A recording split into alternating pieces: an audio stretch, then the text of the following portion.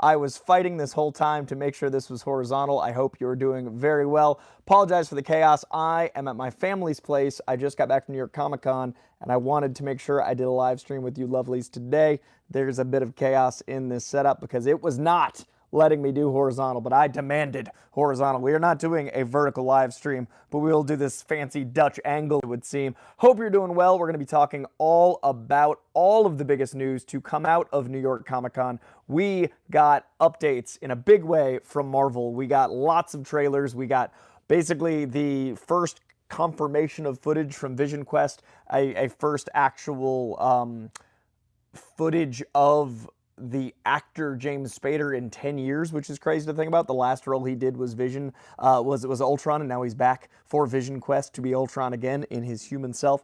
We got X-Men 97 Season 2 footage. We got Your Friendly Neighborhood Spider-Man Season 2 footage. We got Wonder Man footage. We got Daredevil Born Again footage. One of the biggest panels Marvel has had in quite some time, and it was at New York Comic Con. From DC, we also got Vertigo announcements in a really big way. We got 10 announcements to start the Vertigo line. We also got incredible news about AI never being utilized by DC Comics for the foreseeable future, maybe ever if Jim Lee has his way. Gonna definitely be talking about that as well. We also got news from Scott Snyder that the Absolute line has no intention of ending anytime soon, whereas Marvel is officially ending the Ultimate line in the new year, which is just crazy to me. All of that and so much more. We're going to be talking about that whole shebang today on This Week in Comics, as well as my favorite comics from the last 2 weeks. Couldn't join you lovelies last week for a live, so this week we're going to be covering all of the news from the last 2 weeks, as well as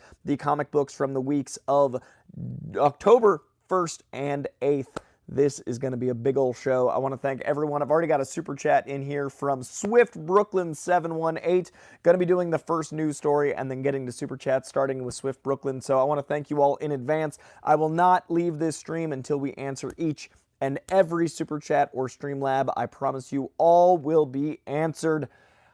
I'm very excited. Let's dive in first to the news from Marvel. I would say this is Marvel's most successful con in, I don't know, 3 years or so. Like, this one really feels like we have a powerful momentum, a lot going on in a very positive way. I'm going to try to adjust this one more time to see. There we go. That's a little better Dutch angle for people watching the not live stream. We started in a tizzy.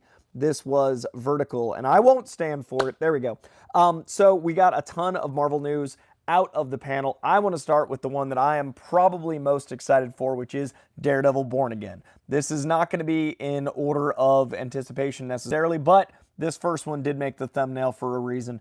Daredevil Born Again, I really liked the first season. I love the Netflix show even more, but I thought what Justin Benson and Aaron Moorhead were able to do by kind of blending in the different worlds of the Netflix era and then this new era and making the show feel cohesive in the MCU was a magic trick. I was very impressed. There were moments the show didn't work, absolutely, but overall, the glue of what brought it all together is the incredibly talented cast and these two directors. Now, this second season, these guys didn't have to play with old footage. They didn't have to blend worlds. They got to actually launch what will be born again in a very special way. So I'm very excited for the show in general. And on top of that, we got Kristen Ritter completely, 100%, absolutely confirmed. The rumor's been very strong for quite some time. I even think there's been like some variable quotes. She was on stage.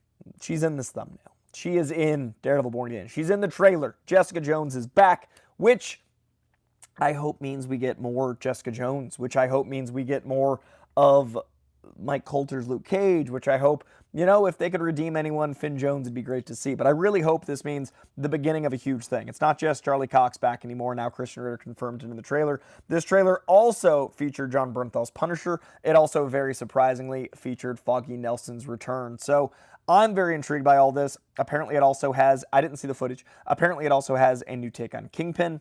I loved this mutual rising back to their powers we had with Vincent D'Onofrio and Charlie Cox as Wilson and Daredevil, obviously Matt Murdock, respectively. But I love that both of them were their, you know, true selves was the Kingpin and Daredevil underneath the facades of Matt Murdock and Wilson Fisk, which we talk about a lot with Batman.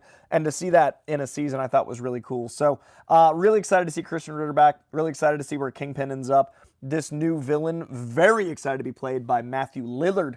Very curious what that's about.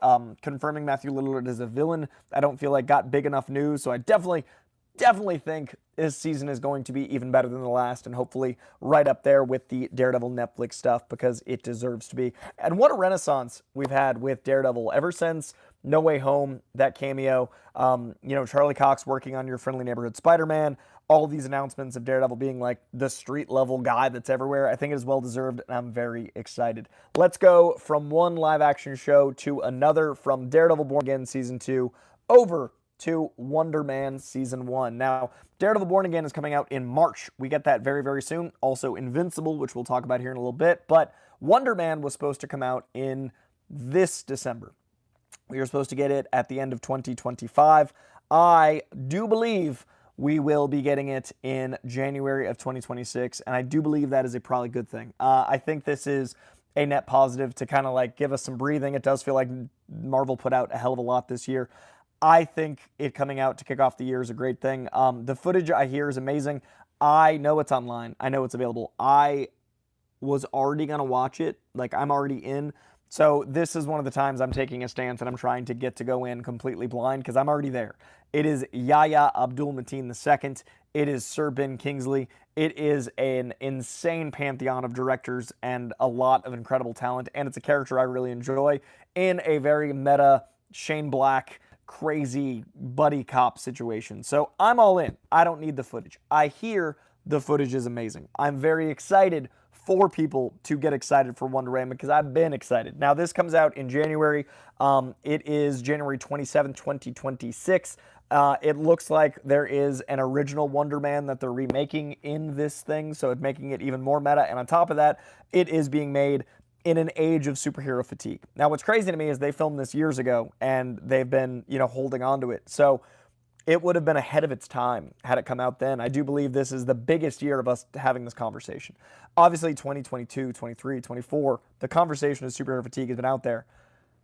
This is the most, I think, Marvel has addressed it. And I think having a show when they've fought back against their box office with Thunderbolts and Fantastic Four, I think, the way Captain America came out, I think now is an even better time to discuss superhero fatigue than even last year. So I think this is great. I'm very excited. January 27th, kicking off 2026 with some Yahya Abdul-Mateen II. Still one of my favorite interviews I've ever done, and still one of my favorite people to talk to at events when I run into Yahya. He's so much insight. The dude is an absolute genius. I'm really excited to see his take on Wonder Man. So I'm a big studio guy. I'm a big Entourage guy. I'm really excited to see what Marvel does in that space, especially with a character that's an actor, especially with Ben Slattery coming back, Ben Kingsley, all these things. This is my jam. So really excited to get into that when the time comes on January 27th. Let's keep with live action, and let's keep with this incredible arc of Marvel Television. Let's talk Vision Quest. The teaser trailer was shown to attendees of the footage. I do not think this has been released, publicly, but it did feature James Spader as Ultron for the first time, and already coming back with some bars. Like, a ghost following in your own footsteps is an incredible line, and what a powerful concept. I'm very excited for some Ship of Theseus. I'm very excited for White Vision to be trying to get his memories back and those emotional connections. I'm very excited for all of this. Add to that, it is being billed as the third in a trilogy, going from WandaVision into Agatha into Vision Quest. Add to that, the cast sounds insane. I mean, I love Paul Bettany, but what's assembling here? Very excited for this all to come together. So now we got some footage. Next year looks to be pretty freaking stacked. I mean, we've got, just in these three shows, a January show with Wonder Man, a March show with Daredevil Born Again, and then I believe they said late 2026 for Vision Quest. So just in those three animated, I'm so amped. And we've got two animated shows. Sorry, 3 live action, 2 animated. We got 5 shows next year. Plus, we've got at, some point, I think it'll be next year, but man, I'm glad they moved to December. We do also have Doomsday. And then on the Sony Marvel side, we have Spider-Man Brand New Day. So 7 Marvel properties next year. This year was supposed to be 9 with Wonder Man moving. It is now an 8-year. Next year is a 7-year with Wonder Man movie. I think that's beautiful. That's almost every other month. It's a little more than every other month. We get some Marvel goodness. So we're going to be eating well with Marvel TV next year, and 2 movies if you count Spider-Man, which is Sony Marvel. So let's talk animation, you lovelies. X-Men 97 dropped a brand new trailer, and it features the beautiful Frank Quitely costumes. A lot of people are crediting Grant Morrison for the costumes. He's a genius writer. It is the Grant Morrison run of writing, but those suits, that's Frank Quitely, you lovelies. Frank Quitely designed costumes on these X-Men. We saw them teased between season 1 and season 2. Apparently there's a lot of Bishop and a lot of time travel, some timey-wimey goodness, which obviously ties into how season 1 ended. Very excited about that. So all of that is coming together, and it has already been greenlit for a 3rd season. The 2nd season will come out on in the summer of 2026. So we've got an early, a spring, a summer, a late, and then on top of X-Men 97 with that beautiful footage, and I'm very excited about it, we've got Friendly Neighborhood Spider-Man. This is going to be coming out in fall of 2026. We are so many things next year. It is absolutely insane. But Friendly Neighborhood Spider-Man showed some footage featuring Gwen Stacy, Doc Ock, Chameleon, another appearance by Daredevil, and lots of Venom teased. So quite a bit of goodness from your Friendly Neighborhood Spider-Man in its footage, as well as X-Men 97. I love these 2 shows. I think they're 2 of the best things that Marvel's put out in quite some time. Obviously, the 2-year gap between X-Men 97 feels brutal, but it's going to be worth it. The 1-year gap between your Friendly Neighborhood Spider-Man to its next year makes me happy, because it sounds like, if all goes well, we are getting yearly X-Men 97s and yearly your Friendly Neighborhood Spider-Mans for the foreseeable future. So the gap will not happen again, which is very exciting. I'm very excited to see these trailers. I might do what I did with Wonder Man, which is not watch them, because I know I'm going to watch the shows anyway. But I'm very excited for everyone that got to be in that room. I hear Brandon Davis absolutely crushed. Brandon Davis hosted the Marvel panel with Brad Winderbaum, obviously with Charlie Cox and Christian Ritter coming out, with Yaya and Ben Kingsley coming out, with, you know, this incredible pantheon of talent. And I know that was like dude's dream to host the Marvel panel, so I'm so excited it went so well for the guy. And it sounds like the panel was amazing in itself. I could not have been there because I was running around working a number of my panels, and I've seen a couple people ask in the chat, yes, Post Malone does have a comic book, and I got to host that panel. The comic is called Big Rig. It actually is complete. The first volume is already done. A volume 2 we announced on the panel. There is more Big Rig coming, but you can pick up a full volume, not just individual issues. Like the full first arc is available in hardcover. I believe there's a trade as well, but I know that's available in floppies as well as hardcover. There's a Peach Momoko variant that is gorgeous in hardcover. But yeah, Posty released a comic book. I can vouch after talking to the guy. He did, in fact, write this comic book. This isn't just a celebrity, you know, saying, I wrote this thing. The story ideas came from Post Malone, and it was written by Adrian Wassel, who is one of the, you know, founding members of Vault Comics, along with his brother, Damian Wassel, who's the CEO of Vault. Really cool family business. Nathan Gooden is a cousin to these brothers, and he is the artist, so this is a legit family business. They're great guys, and then Post Malone brought the book to them, and now it is not only getting a volume 2, but Michael Bay interrupted our panel via video for a cool movie announcement. So lots of good stuff coming from Big Rig. And in case you're wondering, everything you've heard about Post Malone being the kindest guy is true. The guy is an absolute angel. Posty is incredible. What a delightful human being. So yeah, really rad experience. Really enjoyed hanging out with the Vault guys and Post Malone, and the panel went great. So very excited for hopefully clips and stuff so I can see the panel, because I was living it, so I didn't get to see any. But it was a lot of fun. So yeah, we're going to talk about comic books here in a second at a New York ComicCon next. Going to talk about Absolute, going to talk about Ultimate Ending, we're going to talk about Vertigo. But first, I want to answer your super chats. Let's see here. First of all, Michael McCarcel and Douglas McKinney, good to see you in here. Makes me very excited to see some of the OGs, some of the ride or dies in the chat. Seattle KO, hello as well. My mom's in the chat. I'm, by the way, at my family's house. Like, this is where my family lives. My mom, dad, my sister. That's why the background's different. Look at beautiful green. Accidentally I'm matching the wall. This is their living room, and this is, I'm a physical media guy because this is how I was raised. My family's books and Blu-rays and DVDs and all this shebang around. All right. Let's see here. And my dad did guest on the most recent Patreon. That is right, Douglas McKinney. If you guys want to check out my podcast, Patreon, Koicast is my podcast, the Patreon over there. My pops guested in an episode. Mom, you want to say hi? My mom's going to guest in an episode of this show in 3, 2, 1. Because I'm at her house. This is where she lives. Hi, folks. My mom says hi. That's the microphone. Oh, hello. That's probably going to be loud. But yeah, we are here in Georgia. This is their background, not mine. But my mom says hi. You saw her in the chat moments ago, and she is often in the chat as Steph Amethyst. This is what she looks like in 3D. I'm headed to work. She's heading to, yeah, my mom manages an AMC out here, so she's keeping the theatrical industry alive. Everyone says hi. Let me scroll down, and then we're going to get to Super Chats. But people are excited. Mama Koi's in here. Hi, Koi's mom, working at AMC, all the above. So yeah, some love for my mom, which I appreciate. We are from Boston, Seattle, KO, but they moved to Georgia a few years back. So they are now in Georgia. So when I visit Boston, it's rare because I don't have like a family home there anymore. I go to visit my friends. So yeah, I'm in Georgia, outside of Atlanta. She is AMC's best employee. Well, maybe second best, because I know your daughter works there. And I assume she's a good employee because you're good people. So, all right, little mom break. I'm going to get to the Super Chats. Mom's going to go work. Yep. All right, love you, Mom.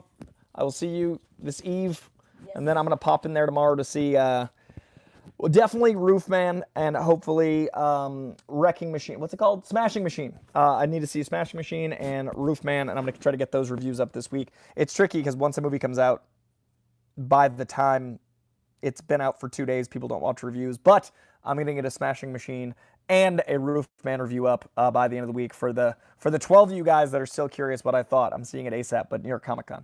All right, let's dive into the first Super Chat. Swift Brooklyn 718 with the Super Chat. Thank you very much. Salute, Koi. Keep up the good work. Salute to you, sir. I appreciate that very, very much.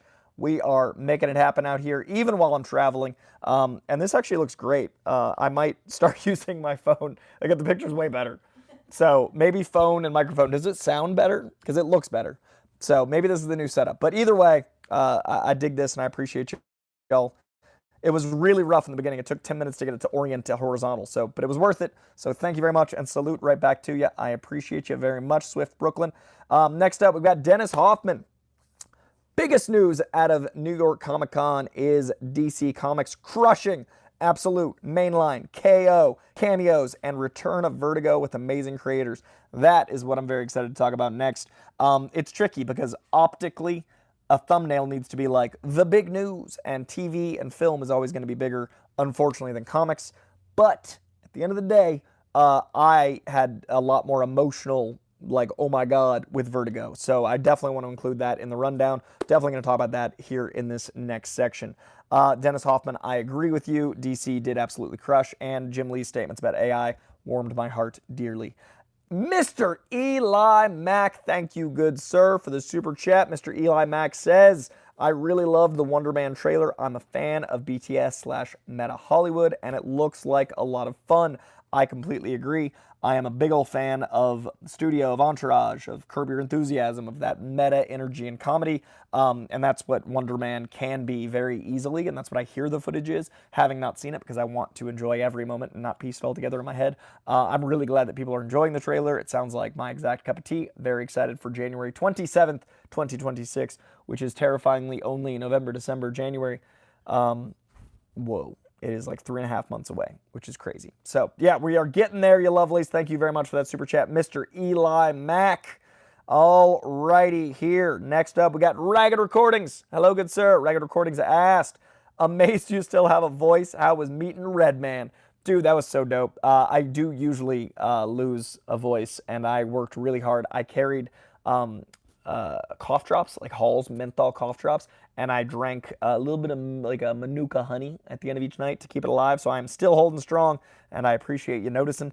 Redman was awesome. Redman and I talked Method Man a little bit, just like the comic love, like it made sense. We talked basically the rise of comic culture. We talked a little bit about like early Wu-Tang era. I talked about, you know, me and RZA's conversation about comic books. Very quick conversation, but full of like a lot of nerdy love. And he's got a comic book out from Vault Comics. So Vault Comics with Posty and with Redman, they're killing it in that game. So check out, I haven't read it yet. I have a copy. I have not read it yet, but I'm checking out Redman's comic soon. And he was a delight. He was so friendly. He was so cool. He was like so happy to talk comic books. I always try not to bug people for photos, but it's Redman and we were vibing. So I was like, this won't be weird if I ask nice, and he was like, dude, yeah. And like we took a picture, and I was like, yeah, I got a picture with Red Man. It was crazy. It was dope. So to answer your question, it was dope. And I appreciate my voice surviving as well. All right, next up, we've got Dan V900, and then we are going to talk the comic book news. Dan V900 says, this ties in perfectly. Thank you for setting me up. DC did so well at New York ComicCon, saying Absolute will continue while Marvel ends the Ultimate Universe. Just shows the difference. Peach Momoko was disappointed. Yes, yes, yes. Yes, yes. Let's start with the bad news. Let's go good after that. So, Ultimate Universe from Marvel was confirmed to be ending at New York Comic-Con. It will be ending in early 2026. Everyone's getting a 24-issue run. We're already at like 20 or close to 20 with Ultimate Spider-Man, so we were very close to the end with Ultimate Spider-Man, which is some of the best Spider-Man's been in years. I am bummed. I'm such a big fan of that concept of Peter Parker with kids, in love with Mary Jane, family man. Like, the idea that 25 years ago, Ultimate Spider-Man needed to be a kid who, you know, revamped as a modern day 16-year-old, and that power and responsibility concept for 2000. The crazy thing is like, Spider-Man today, we as readers want the, you know, powerless but full of responsibility instead of having the power and discovering the responsibility. I love that turn, and I love how much, you know, the world has changed in a quarter century. So I've really enjoyed the commentary on the world, and I really love what Dennis Camp is doing with Ultimates, and the commentary on like the Avengers as a very different public view, and you know what they're doing as people outside the law.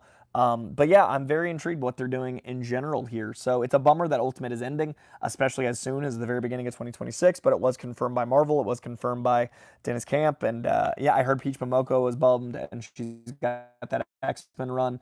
But yeah, they're ending all of it because of Ultimate Spider-Man ending. So from the beginning, Hickman signed for 24 issues. From what I understand, I'm not at Marvel. I don't have contracts. I don't know what the law was. But Hickman ending his run at 24 issues with Ultimate Spider-Man. They're ending it all with Ultimate Spider-Man accordingly. So it is a bit of a bummer. It's a lot of a bummer. But let's talk some good news, because on the other side, the Absolute Universe, which is the parallel, which is the comp, which is whatever you want to call it, the rising tide of reinvention at DC, is continuing for the foreseeable. Scott Snyder has so many ideas for the Ultimate, see, it is very similar, for the Absolute Universe of Batman, and that is what kicked off this whole Absolute Universe in general. I saw a ton of Absolute Wonder Woman costumes, so that character is clearly thriving. I saw a lot of Absolute Batman reference, not a ton of costumes, because the big guy, I did see a couple, but there was a ton of Absolute Wonder Woman. I know Absolute Martian Manhunter is one of my favorite Cape comics in a very long time. I love that we're getting an absolute ton of Absolute. And I talked to Scott Snyder myself. I've known the guy for a few years professionally, and with my work at DC, I've gotten to talk to the guy like as a human, and it is so cool to see the guy as a fan of what's happening, if that makes any sense. Like, when I interviewed him years ago, he's working, like he's professional, he's on.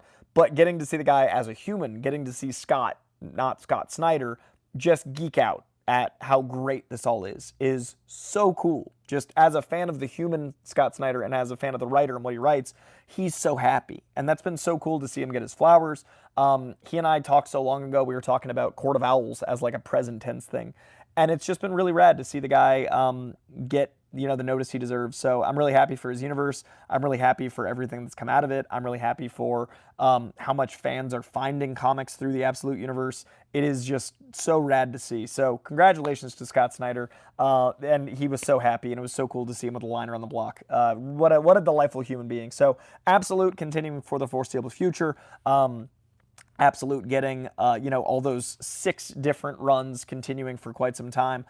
There's so much to come. And those Absolute characters were introduced into DCKO, which is very exciting. So we got the first three absolute characters, which is the Trinity. We got Batman, Superman, and Wonder Woman in shadow at the very end of DCKO. DCKO had a huge presence at this New York Comic-Con, and it seems to be quite the thing. We also got some crossover. We got some Image characters in there. We got, Annabelle doll in there. We got all sorts of different, crossover tie-ins, as well as a huge crossover to come between two of my favorites, Boom Studios, DC Comics, teaming up for Swamp Thing is Killing the Children. That is such an insane, I never thought that could happen. It's such a cool narrative choice. I can also see it visually. It's so perfect. I cannot wait for that, and I love to see these crossovers happening. We had obviously the Marvel DC crossover with Batman Deadpool, and more to come, by the way. DC's putting out their half this month. But we also have Boom, an independent studio. Swamp Thing is Killing the Children is so freaking rad. So DC is just killing it with crossovers. DC is killing it with their Absolute Universe. In my opinion, they're killing it with DC All In. I think the only bad decision they've had to make, and it's business, I get it, is canceling Green Arrow. I want more Green Arrow. I wish more people bought it. I think the All-In Green Arrow is one of the best runs in years. It's one of my favorite Green Arrow runs of all time. And as you might can tell, this is genetic. I didn't shave to look like Green Arrow, but I love the character because I'm always like, if anyone, as my guy. So yeah, I'm really bummed that Green Arrow's gone. But other than that, I have loved every decision DC has been making. Extending G. Willow Wilson's Poison Ivy from a miniseries into a full-blown series because it did well, doing things like that. So I always say vote with your wallet. This is how you vote with your wallet. If you want stuff like Green Arrow to continue, buy them. If you want stuff like, these crossovers, then here we are. So we will see how it's all cooking, and it's really rad to see all these things get their big moments. Speaking of big moments, DC's Vertigo imprint has returned. DC is near and dear to my heart, but Vertigo is what I remember of, oh man, that's an adult comic book. I'm not saying Vertigo is better or DC's better. I'm saying Vertigo was I can't believe it's back because it was so formative to my child brain. Reading Vertigo comics is when you're hey, if you don't like comics, try this one out. Or hey, I'm an adult. I like this Vertigo book. There's something prestigious. There's something just it's like what A24 was 5 years ago. There's this prestige to the Vertigo imprint, and I am very excited about the roster of talent coming out of Vertigo. Vertigo is getting 10 comics to launch its slate, and all of them sound absolutely insane. I'm going to see if I can pull up the 10 series we are getting from Vertigo, and I'm going to read you guys these through because this was one of the biggest moments of the con for me. We are getting, oh no, let me in, let me read. The Nice House by the Sea was obviously the first one that launched Vertigo technically, but the 10 comics that are going to be its foundation are going to be Bleeding Hearts, that is going to be from Dennis Camp, Stipend Morion, and Matt Hollingsworth. It is about a zombie named Poke discovering his heart beating again, threatening his place in a society where death reigns supreme. Awesome idea. Dennis Camp just did Ultimates. Very excited about it. End of Life by Kyle Stark, Steve Pugh, and Chris O'Halloran. I'm saying that horribly. O'Halloran. Nope, it's just not going to come out of me. O'Halloran. There it is, Chris O'Halloran. A top-tier hitman returns to a Midwestern hometown to care for his dying father and confront his own mortality. Fun title for a very dark book. The Peril of the Brutal Dark, an Ezra Kane mystery. That is from Chris Condon and Jacob Phillips. Chris Condon has been killing it. I'm very excited to see what he does with the Vertigo imprint. It's a noir detective tale that collides with magic, fascism, and a stolen artifact of unimaginable power. This is probably my most anticipated right here. This next one. Are you ready for this? 100 Bullets, the U.S. of Anger, the return of Brian Azzarello and Eduardo Riso. Lono returns to America and reignites the chaos, taking the nation's darkest impulses to their violent extremes. The 100 issues of 100 Bullets are amongst my favorite indie stuff, and to have Vertigo bringing this back out at launch, yes, that's my most anticipated. Black Tower, The Raven Conspiracy by Ram V, who's been everywhere killing it, and Mike Perkins. Wizard spies in the UK navigate a global Cold War over sorcery, revealing a hidden world of occult power. Hell yeah. Next up, we've got Necretaceous by Tom Taylor and Derek Robertson. Tom Taylor, a digital friend who I've loved talking to the few times I've met him. Fantastic writer. That Nightwing run, sensational. Most of his stuff I love. Derek Robertson, real life friend. I love Derek a lot. The artist of The Boys, very talented artist and a great human being. Derek Robertson and Tom Taylor, yes, yes, yes. Necrotatius is scientists' attempt to time travel to stop a zombie virus, only to find 66 million years in the past among the dinosaurs. That's right. It's crazy. Like Derek Robertson dinosaurs, I can't even picture, but I know it's going to be perfect. I want that real bad. Fanatic by Grace Ellis and Hannah Templar. A woman's obsession with a comic book spirals into a deadly parasocial fixation on its creator. I cannot wait for all of these. The last two, The Crying Doll by Mariko Tamaki and Rosemary Valero O'Connell. A Jacqueline Hyde thriller about just how far a young woman would go to protect her best friend, who may or may not be a killer. Bring anything Mariko Tamaki on. And the last one, probably my second most anticipated, A Walking Shadow. This is from Simon Spurrier and Aaron Campbell. Simon Spurrier bringing me one of my favorite Hellblazer comics of all time. That is 8 strangers wake up chained to a boat in the woods. No memory, no escape, no explanation. You goddamn right. So excited. Vertigo is adult oriented. A lot of times they go into horror, but often it's very like heady and psychological goodness. The Vertigo slate begins rolling out February of 2026 with The Nice House by the Sea #7 on February 4th. Bleeding Hearts will publish February 11th. End of Life #1 on February 18th. The Perils of Brutal Dark on February 25th. And the rest releasing throughout 2026. God damn, I'm excited. All of that coming from Vertigo, all of that announced at the New York ComicCon, which was very comic booky, which I really appreciated. I am very excited to see all of that come to play. And then also at New York ComicCon, Invincible confirmed that it is coming out March of 2026. So we are getting not just Daredevil Born Again, but also Invincible of March 2026. So freaking good. I'm very excited for that. Invincible will also be bringing Lee Pace, who is going to be playing Thrag. We are getting that season 4 in March. No long gaps in the middle of this time. Very excited for more. I didn't watch Invincible season 3. I'm a monster. I've been too busy. This is a might. Do not yell at me if it doesn't happen. But if all goes well, I'm going to try to watch Invincible season 3 in February and do a review, and then watch Invincible and react week to week here on this channel. If you would like to see that, I need to see in the comments below, because I reviewed Invincible way back in the day with season 1, and it didn't do well. But my page was a lot smaller then. I cannot have my algorithm be like, you don't like comic things, this video's not doing well, and ruin everything. It's been very hard to grow this to 52K, now 53, which I appreciate. It's been hard to grow it to 53K. I don't want it to suddenly think I don't like comics, because then all the comic stuff would like... So in the comments below, after this live stream, if you're watching this, please leave a comment saying you want to see me cover Invincible, because I would like to do it, but I need all of that in the comments so the algorithm and so I can see all of that goodness. But yeah, let me know in the comments below. I'm very excited for Invincible. I'm excited to watch season 3. I have not yet, so that could be coming to this very, very page. All right, that is going to do it for the biggest news out of New York ComicCon.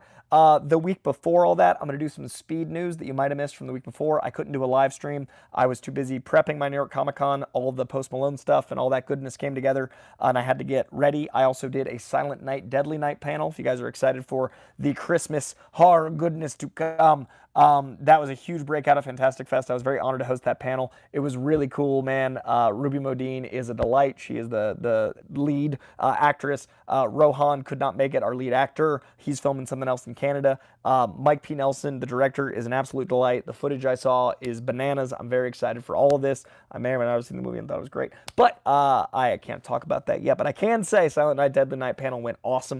Also, video game from console to camera. We talked adaptation of Tomb Raider, of Sonic, of the Scott Pilgrim showrunner was there, of some Borderlands goodness. So I had some fun panels, but it meant a lot of prep. So I missed last week. The biggest news out of last week was Haley Steinfeld is now recording for Beyond the Spider-Verse, saying, quote, "I wonder sometimes if anything ever gets scrapped because I've said the word miles in so many different ways and tones, they probably have a whole library." So officially recording some Haley Steinfeld goodness. Also, Kirsten Dunst said she'd be interested in doing a Spider-Man 4 where Peter Parker and MJ became parents, saying, quote, "That'd be cool, right? I mean, I don't know if the fans are into it. I feel like that is an interesting movie, right?" So that is cooking. Also, Mark Ruffalo, when asked about not being in Avengers Doomsday with the cast announcement of the chair, said, quote, "They decided that it was better to get rid of me than for me to tell the end of the next movie." I don't think that's true because he's in brand new day, but I think it's a hilarious quote. And I think, you know, it is a really funny way to address. I'm not going to tell you what's going on because I spoil things. And then the last 2 bits of news are comic book based. A Spider-Man Superman crossover is rumored / might have been confirmed. It's hard to find a credible source for spring 2026. The original Spider-Man Superman crossover is one of my faves. I've got it, and it's one of my favorite pieces of art. And a two one-shot comics will be released, one from Marvel and one from DC in that spring announcement. There was another comic thing, but now I can't find it. So that is going to do it for the news. Let's talk the comics from the last 2 weeks after I get to anyone super chats that came in the last couple minutes in between super chats. Let's see here. Boom, we got Dan V900, very excited about Absolute. That kicked off into our comic conversation. And then next up, Dan V900 saying, Scott Snyder said he already planned up to issue 35. Absolute 35, which is awesome. Yeah, that is a wild, because we're in the early days. That's a whole run. That's 3 years of Absolute. The Bane arc ends next month. Joker in 15, part 2 of meeting Wonder Woman in 16, and then a Scarecrow arc from 17 to 19 with Dick Grayson. That is a very exciting news. I did not know the Dick Grayson stuff was coming, especially as soon as 17 to 19. Joker at 15, that's my lucky number. Very excited to see what Joker goodness gets out of this.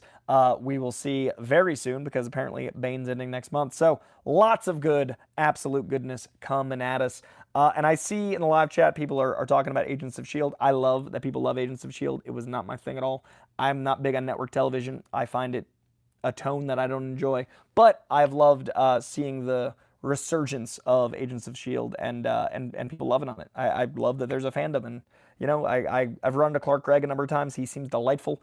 I ran into I don't know her name, the female lead of Agents of S.H.I.E.L.D. who was on Dave. Anyway, she seems great too. But yeah, I'm so glad people in the chat are having an Agents of S.H.I.E.L.D. time. All right, next up, we've got Geek Factor. Geek Factor, thank you very much for this. Chloe Bennett, yeah, she's awesome from my limited interactions. Geek Factor, thank you very much for the super chat. Geek Factor says, hey there, Coy. Gotta say, with these bookshelves behind you, you look like a Harvard professor. Thank you. I feel scholarly. Yeah, my at the end of this, because it's going to cause this very precarious, even, like this is finally even, it wasn't.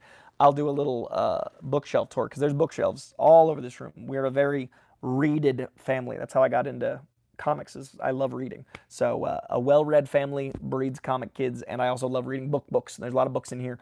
And then obviously the Blu-rays and DVDs, goodness as well. All right, let's dive into, speaking of being a well-read family, let's talk comics themselves. Before we do that, though, Christian Unpronounceable coming in hot with just a little some for the house fund. I appreciate that very much. My family's got a house. My parents, spoiler alert, got a nice house. I would like a nice house one day, so I really appreciate that very, very much. Means the world to me. People donating anything means a lot. And yes, rest in peace to D'Angelo. That's such a bummer, man. He was such a part of the TRL era. One of the first like soul singers that I was like, this voice is awesome. Also, rest in peace to Drew Struzan, one of, if not, I'd say the greatest painters of posters of all time. One of the greatest artists of movies ever. Drew Struzan, absolute powerhouse of art, and rest in peace to him as well. And all the love to D'Angelo and Drew Struzan's family, and Diane Keaton, who passed away since my last stream. Yeah, Diane Keaton as well. Much love to the powerhouse Diane Keaton. What a whirlwind, man. D'Angelo hitting the music, Drew hitting the art, Diane. Wait, those are all D's. The D'Angelo, Diane, Drew trifecta of incredible talent that we lost in the last week. Yeah, that's such a bummer. So much love to their families. All right, let's talk the comic books themselves. Ya lovelies. Let's dive right on in. Let's do the comics from the week of August 1st. August. Man, it has been such a fast year that I legit thought we were on August comic books. The October comic books first for the week of October 1st. There was a lot of good stuff, and then October 8th was even better. And today is Tuesday, which means we get brand new comics tomorrow. I've still got a couple comics to prep, and then I'm going to be diving into reading a lot of books Also, I can't announce it yet, but you guys are 40 minutes into a live stream, so you're the ride or die. Crazy news we're going to be announcing on my socials in the coming days. So if you guys are not following me on socials, do that because a lot of stuff is about to be, it's like a life thing, but it's going to affect my work, but it's like a life thing, which is pretty dope. You know, I cannot find the covers for the comics for, there we go. Oh no, these are videos. Where are the comics for October 1st? Let's, I'm just going to pull out a list. I'm just going to pull out a list and I'm going to read them to you, and then I'm going to show you covers for this week's comics, which are the comics for the 8th. But I'm just going to have to tell you the comics for the 1st. I apologize. So, my favorite comics for the week of October 1st, 2025 are Absolute Evil #1, our first Absolute Lex Luthor, and a really cool setup to a giant Absolute event. Adventures of Superman Book of L #2, really enjoying this little separate imprint. It's like playing with time in a fun way, and it's really twisty and turny, and it's really like turning some lore on its head, which is fun. Batman #2, that Matt Fraction Batman is a delight. All the issues are written as individual issues, so it's very approachable. You don't even need to read issue 1 to enjoy issue 2. Issue 2 is a really cool Robin story. Beautiful art from Jorge Jimenez, having a real good time in it. Department of Truth #0, a cool little origin story for Department of Truth, one of my favorite indie comics of all time, one of my favorite modern comics for sure, and a really cool twist on the first era of Department of Truth. Gotham Academy #1, really cool all ages book. Very, you know, young oriented, but in a very positive way. Feels kind of like, you know, like a Hogwarts, but for the underbelly of Gotham. And I think it really just lands. I was really impressed with it overall. And yeah, I think a young adult book, like they're harder to find, so I always want to give them some love. Red Hulk #9.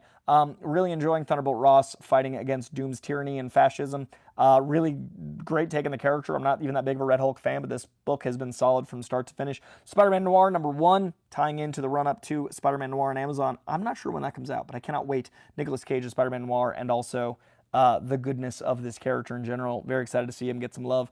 X-Men Age of Revelation Overture. Age of Revelation, it's been really cool. Very big Age of Apocalypse event energy, and it's actually landing it pretty well. And Zatanna Panic #1. You guys know I love Zatanna. I love that this book feels all ages, but not childish, and also it feels like a really cool introduction to magic in the DC universe if you are not versed in magic. All right, now let's talk about the comics from this week, the week of October 8th. My favorite comics in no particular order. These will not be in alphabetical order. These are going to be in the order, actually, yeah, these are going to be in the order that I sent them to my friend while I was recommending comics to her. The comics I recommend most from this current week of comics. We're going to start off with Absolute Batman #13, really diving into Absolute Catwoman, kicking off that relationship in a very fun and exciting way. Very intense book, really some ride or die, brutal Bane goodness. This book is very good. Next up, we've got DCKO #1. Surprisingly inventive and smart and tense and really well done to put an event together like this. I was super impressed. If you want to pick up any book, and if you're a big DC fan, this is a really fun event to just like enjoy. Throw in your action figures in the sandbox, but with a plot. Like, I really dug it. Next up, Batman and Robin #26. New villain introduced, the Quiet Man. Really cool mob, street-level Batman goodness dealing with Penguin, Two-Face, this new guy. Solid Robin relationship as well. We've also got Batman Dark Patterns #9, I believe it is. No, #11. This is the penultimate issue. No, I love this title. This is one of my favorite Batman titles in years. One of my favorites, I think, ever. 12-issue miniseries. Read all of it, but if you're just going to read this arc, it's a great arc. This is part 2, so you could just, if you want, read 10, 11, and 12. I'd read the whole thing, though. Really cool use of Firefly and Batman seeing Gotham as something to investigate, a detective of like a body. Very cool. Really love this title. Eddie Brock Carnage, man, this book has no right to be this good. Charles Soule writes the hell out of it. Really cool to see the relationship between Eddie and another symbiote that isn't as well behaved as his Venom, and also Carnage in a new environment. Really cool add to the symbiote lore. This feels like a sequel to the Donny Cates stuff from a while ago. Really digging it. Then we've got Nemesis Forever #2. A lot of people didn't realize that Nemesis was back. Mark Miller is a love-or-hate guy. I tend to love Mark Miller's work. Nemesis is, what if Batman was an absolute asshole? What if Batman was a supervillain instead of a superhero, using his billions and his skills and his power to end lives instead of make them better? It's a really cool, interesting commentary on comics and Batman and characters like that. Speaking of dark versions of characters, The Punisher #1, Marvel Knights, very dark take. This is the lowest of the 9, but I really enjoyed the concepts introduced, the brutality of the world, and how this is going to tie into this new imprint of Marvel Knights, and it's an overall pretty solid. Avengers. This Avengers issue is very Kang heavy. Avengers #31, really digging the Kang time travel elements and the richness of the mythology, and the art's gorgeous, really solid Avengers overall. Then we've got The Sacrificers #16, a little hiatus on this book, just came back. Love the Pigeon character, love the brutality of this war against the gods, love the morals of the war against the gods and everything in general. So those are my 9 favorite comics for the week. If you want to see what they look like on a little grid, boom, there's your grid. This is how I post on my Patreon, but I list every comic I read. So I don't want to put my favorites behind a paywall. I don't ever want to charge. I love that you guys are here in a live stream. I love that you guys throw in super chats. But I read like 50 to 70 comics a week, and it's very time consuming, and these videos make like $7 plus the super chats, which help truly. But if you guys want to support your boy, Patreon, literally for $5, you get every single comic I read, the new ones, not the rereads, but the 40 or so new comics I read every single week. All 9 are part of that, and these are for free. But if you guys want to know what I thought of the comics that didn't make the top 9, check out my Patreon. The graphic looks like this, and then it's all the comics I read underneath rated like A, B, C, D, F, as well as at the end of the month, all the movies and TV shows I saw and rated as well. So for $5 a month, you can see every comic as well as every movie and TV show that I have consumed. And if you like the same comics or movies and stuff as me, then save you some money or turn you on to a new book. So that is the stuff coming at you. Those are my favorite books from the week of the 8th. I'm going to put my Patreon in the comments below if you guys are interested. Let's check on some super chats. Let's see. Super chat. We got one while I was talking comics. It was from a Sol KM. Thank you very much for the super chat. I very much appreciate it. If someone were to try and write a comic book for the first time, what advice would you give them? What would you tell them to focus on? I would tell them to focus on character, and then action will come. You need to care about the characters in order for the violence to make sense. I would tell them to focus on connecting to the audience, but most of all, so those are the 2 and 3 things: connect to the audience and the characters themselves. Number 1, what do you want the audience to feel? What do you want to get out of this story? Like, why are you writing the comic? So figure out the feeling you want them to feel, and that'll help you decide on the artist, that'll help you decide on the characters you use, that'll help you decide on the story, but figure out the emotion you're trying to convey, and then the rest will come from there. That's what I would recommend. Yes, my mom is talking about the Twilight stuff she has in the bookcases. There's a lot going on behind me, and she does love the Twilight, as you guys may or may not know. And I keep seeing people say I should watch Agents of S.H.I.E.L.D. I tried. I did not like it. It's a little cheesy and a little sophomoric and a little cheap looking for me. But that's okay, because everyone that loves it, loves it. And that's not a problem at all. So love the things you love. Not everything's going to be for me, just like not everything's going to be for you. I probably like a lot of stuff that you don't like. So yeah, I did try. Not my tempo. All right, that is going. I am judging it from watching some of the first season, some of the Ghost Rider stuff, and some of the last season, and not enjoying any of my time. But that is going to do it for the comic book goodness. That is going to do it for our New York ComicCon roundup. That is going to do it for this episode of This Week in Comics. I hope you guys had a good old time. Did I talk about the DC Next Level thing I keep seeing? I did not. DC Next Level. I need to pull up a little breakdown of that so I can give an honest breakdown of what it is, because I did not look that up before we got into this, and I was not in this panel. So let's talk about DC Next Level. I know it's like they're all in imprint, and it's like their next wave of #1s, but I want to see if there's, there we go. So yeah, basically that. DC's Next Level relaunches the DC Universe with new #1 issues with bold creative teams in 2026. Big name creators like Greg Rucka, Danny, Scotty Young, and Jeff Lemire join the initiative. New series include Batman, Deathstroke, Firestorm, Zatanna, Demon, and Barbara Gordon Breakout. Inspired by Energon, Ultimate, and Absolute Universes, DC promises fresh stories and directions. So the ones we do know are Greg Rucka and Danny on Batwoman. We know we got Scotty Young and Jorge Corona on Lobo, Joshua Williamson on Legion of Superheroes. We've also confirmed Deathstroke, the Terminator, Firestorm, the Nuclear Man, Batman, Shadow of the Bat, Zatanna, and the Demon, as well as Barbara Gordon Breakout. So some confirmations. It is like a relaunch in Absolute and Ultimate, but it's also kind of like All In, where it's like they didn't renumber, but they brought in new creative teams and made them very approachable jumping on points. So inspired by Energon. It's not like Energon, but Energon did a new #1 and it brought a lot of readers in. So inspired by. But yeah, we will see how that goes. I'm very excited about it. I think it's really smart. I think DC is absolutely killing it. I think DC Comics is in the best place they've been in years, and their movies and TV are in the best place they've been in years. I'm very excited. So if you guys are as well, let me know in the comments below what you're most excited for. Also, while we're here, there's like 100 of you guys in here. If you could hit that like, it'll help the algorithm quite a bit, and I'd appreciate it very, very much. We also got another super chat in here. We got one just now from Spidey Sensei 72. Good to see you, man. Spidey Sensei says, PS5 fund donation. Just heard the PS6 is coming soon, which makes no sense since PS5 hardly has anything good to play. That is hilarious. You're not wrong. I only hear of a few games ever being mentioned in PS5. But if PS6 comes out, that'll make the PS5 cheaper, and I will continue my tradition of being a couple years into a system as soon as the new system comes out. So maybe that'll help me afford a PS5. I appreciate that very much, Spidey Sensei, and that's hilarious that PS6 is on the docket. We will see. Michael McCarcel, so we're getting a new DC making a big deal out of Batman getting a new #1, and they're starting it over again. I think this article phrased it poorly. I don't think we're getting a new #1 Batman. I think we're getting a new #1 Batman title. I think Batman #1 with Jorge Jimenez and Matt Fraction is going to continue.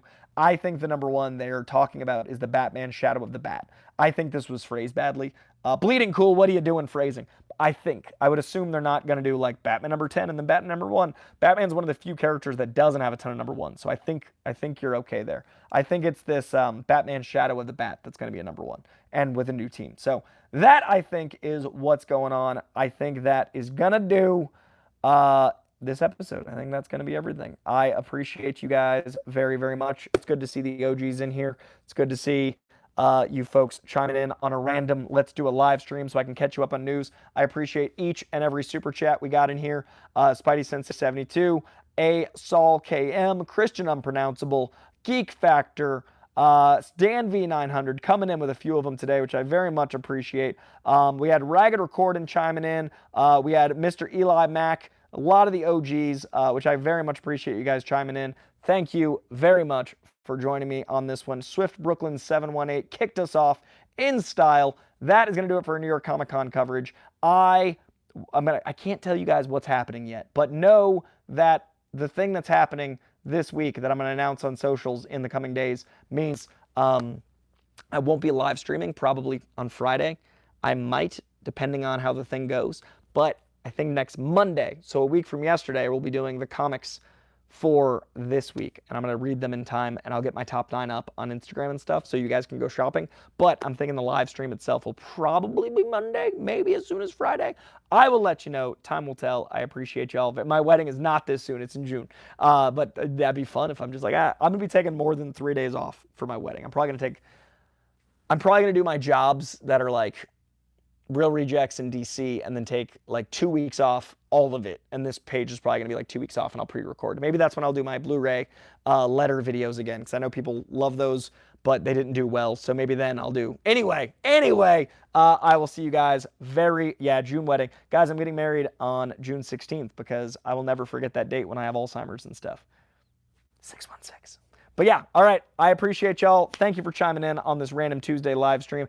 Thank you for pressing that like. Leave a comment below if you guys want me to do Invincible. Leave a comment below on your favorite thing out of New York Comic-Con. Oh, right. Bookcase tour. Let me do this real quick. All right. My mom reminded me. Bookcase tour coming at you. Got to unplug myself. Yeah, my bride is gorgeous. Beautiful lady. All right. So we got bookcases with some beautiful art on top as well as models. We got there. We got a giant TV. We got bookcases here. Lots of wisdom on these shelves, top to bottom. Some nonfiction as well as fiction here. We got some Lord of the Rings corner here. And then we got a whole vampire corner here. We're talking all sorts of vampire goodness, his own vampire section. And we got Blu-rays and DVDs. A lot of these are mine that I left here that one day I'm going to reclaim, but my family loves the movies that I left here, so it's going to be a tricky conversation, Mom. And then we got some of my childhood art, only one piece, but it's beautiful. Look at that dinosaur. Made that when I was like 7. Look at that T-Rex, looking majestic.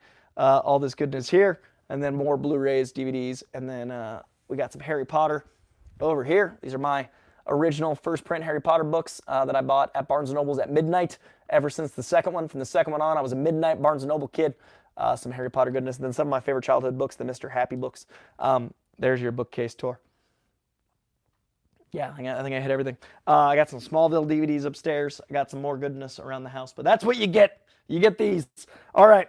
I appreciate y'all. I'm going to make sure there was no more super chats coming in. All right. That is going to do it, you lovelies. Thank you for being here. Thank you for joining me. And thank you, as always, to Comic Books for existing. Leave a comment, leave a like, and leave the day better than you found it.